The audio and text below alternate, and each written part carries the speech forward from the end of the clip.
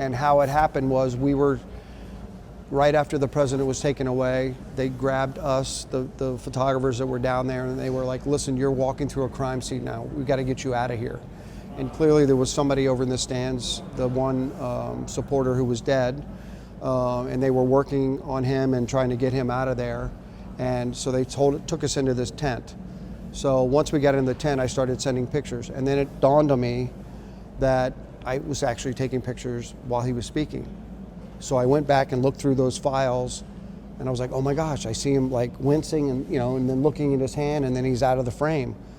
So I immediately sent those from my Sony camera directly to the office. And I said, listen, I called our editor and I said, Jennifer, these pictures are coming in right now.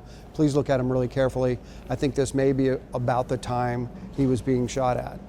And so I sent them off, and I was, heart's pumping, adrenaline's going, everybody around me shaking up. We're in a tent where people are crying.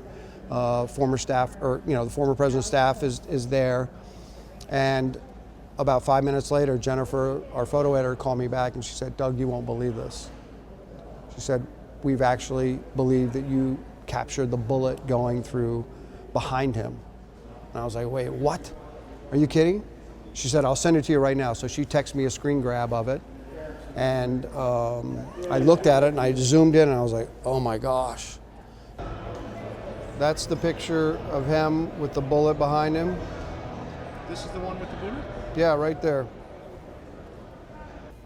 And there are people now in the forensic world who believe, because I was shooting at an 8,000th of a second, it was like 1 in 5 million chance of being able to get that streak. It's possible. Said not impossible. But it's more likely that it was slowed down because it hit his ear. So if it hit his ear and the bullet slowed down, it's more likely it was captured.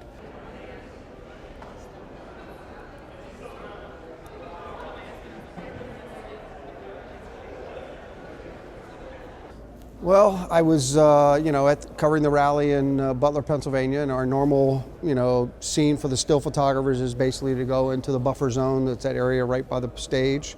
And we're allowed to stay in there for 5 to 10 minutes. And my time clock in my head, because I've done it so many times, was like, okay, we're at 5 minutes. I better start thinking about wrapping up, because they could say, okay, you have to go. And so I went over to try and photograph the president with the flag above him, and started to pick up my camera, and I was taking pictures. I was like, okay, let me move around a little bit just to try and get that right angle, because and the light was beautiful. It was very bright. And then he started to gesture, and he put out his hand like this, and then he went like this to gesture about some sort of chart. And then I heard the pop, pop, pop. And luckily I didn't look over to see where it was. I stayed focused on him and kept my finger on the shutter. And then when he winced and grabbed his ear and looked at it and then went immediately down, I thought, oh my God, he's been, because at that point people are yelling active shooter, so I thought he'd been shot. So I didn't know how bad. So then I immediately rushed around, even though the Secret Service were yelling at us, the staff, the former president's staff was yelling at us, get down, Doug, get down, get down. Active shooter. I just ran over to the side to try and get a glimpse of him, because I could see by that time, I've looked at the video so many times, it's like less than 4 seconds, like 3.2 seconds before they were on top of him. And all the Secret Service agents were down on the ground. Nobody was on stage with him. So they rushed in blanket in seconds, completely covered. So I was trying to take pictures of that and trying to see if he was okay. And I could hear them yelling, sir, sir, sir. And I was like, oh my gosh, is he okay? I'm thinking the worst right away. Like, oh my gosh, he's dead.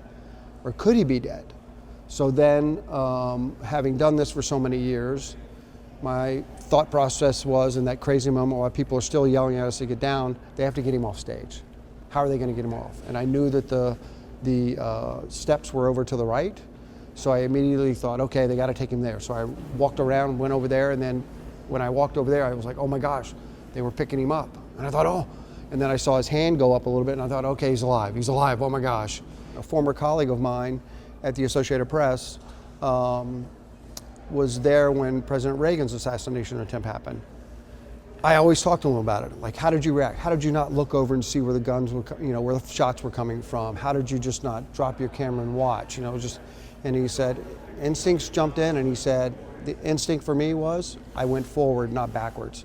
So I think that's something that just somehow, and that's 25, 30 years ago for me to have these conversations with him. And it stuck in my mind completely. And so that's what I ended up doing.